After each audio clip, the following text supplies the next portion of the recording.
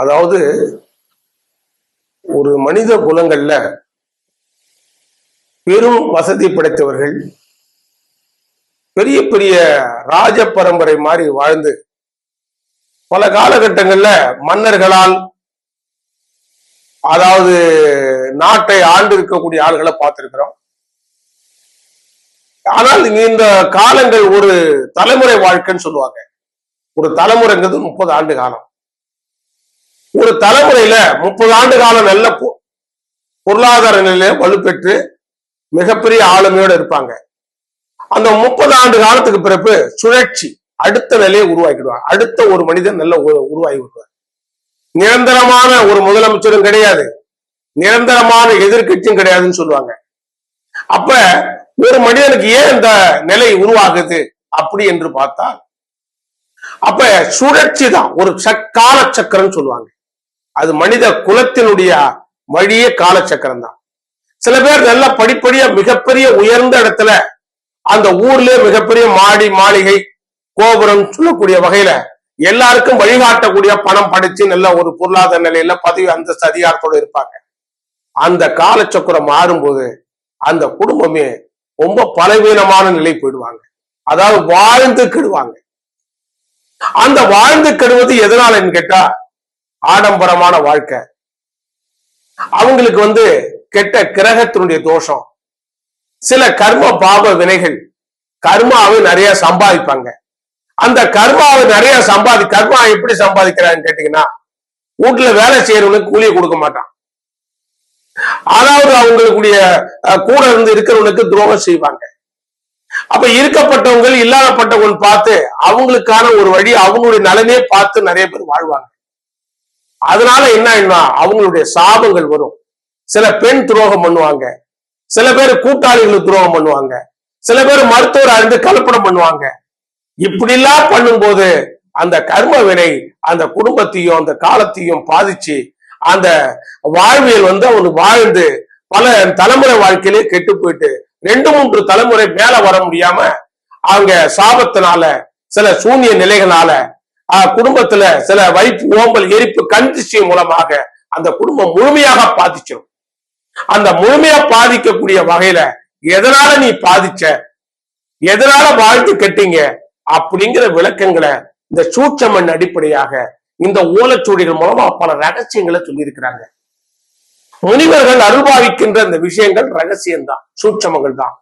அந்த சூட்சமங்களை முறைப்படுத்தி அந்த விஷயங்கள் தெரிந்து கொள்ளக்கூடிய பாக்கியமும் நேரமும் உங்களுக்கு இருக்குமானால் இந்த ஓலைச்சுவடி அணுகினால், அந்த அணுகி அது பிராப்தம் இருந்தால் உங்களுக்கு கிடைத்தால் உங்களுக்கான பிரச்சனைகள் என்னன்னு அறிந்து அந்த பார்வையில நீ என்ன பாவங்கள் செய்திருக்கிற, எப்படி எதனால இந்த வாழ்க்கையில இந்த ஜென்மத்தை கஷ்டப்படுற துன்பப்படுற, இதுக்கெல்லாம் வினைப்போக்குற வழிகள் இருக்கா அப்படிங்கிறது சொல்லியிருக்கிறார்.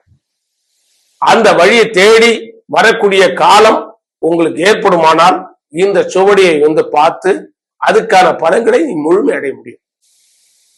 உயர்ந்த பதவியில் இருக்கக்கூடியவர்களுக்கு சில அரசியல் ரீதியான சூழ்ச்சிகள் சூட்சமங்களால் ஏற்படக்கூடிய பல வினைகளை சந்திக்கக்கூடிய காலங்கள் இது.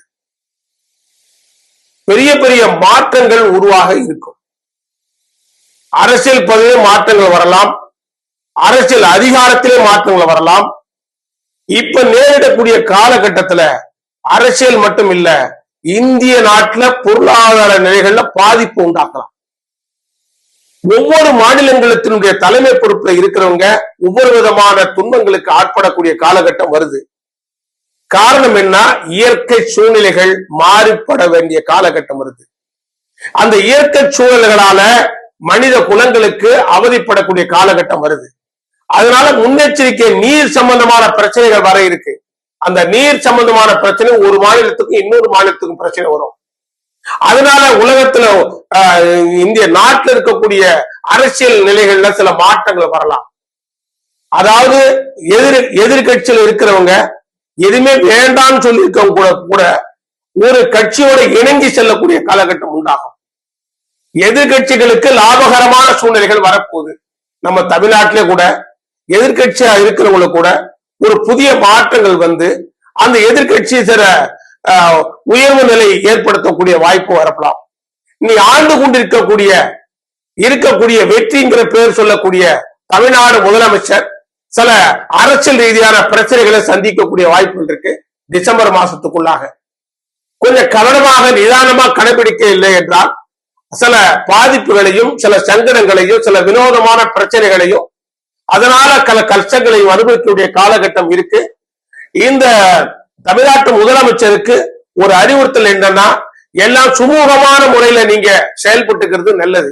இல்லைன்னா எதிர்மறையான விளைவுகளை எதிர்மறையான பிரச்சனைகளை உருவாக்கி அதனால சில கஷ்டங்களை சந்திக்கக்கூடிய வாய்ப்புகள் கூட டிசம்பர் மாசத்துக்குள்ளே வருது.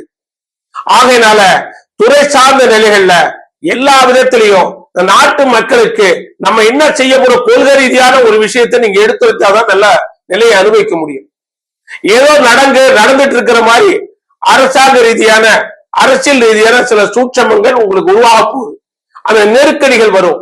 அந்த நெருக்கடியில் மீட்டுக் கொள்வதற்கு அரசியல் ரீதியான துணை உண்டாகி அரசாங்க வழியில கொஞ்சம் சீரான முறையில் செல்வது இந்த டிசம்பர் மாசம் வரைக்கும் ரொம்ப சிறப்பா தேடி கொடுக்குங்க.